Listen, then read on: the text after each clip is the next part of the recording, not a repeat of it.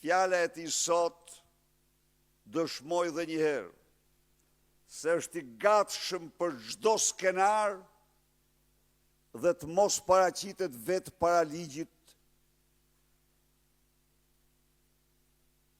para drejtësisë. Ndaj dhe sot për çdo qytetar shqiptar,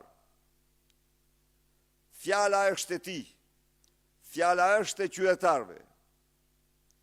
Parlamenti është totalisht i aneksuar, është një instrument i narkodiktaturës, i pushtuar nga Edi Rama. Drejtësia shumëzohet me zero nga Edi Rama. I garantoj qytetarët se vjedhja nga qeveritarët nuk do të ndëshkohet, se vjedhja nuk do konsiderohet më krim për qeveritarët shqiptarë. Fjala është vetëm e qytetarëve.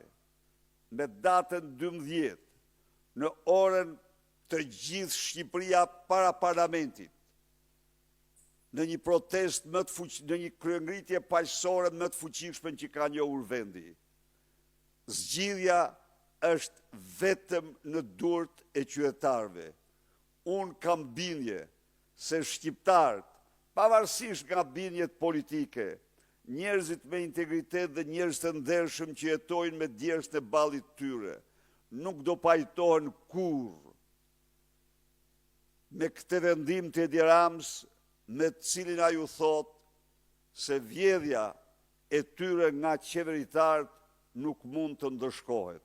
Faleminderit.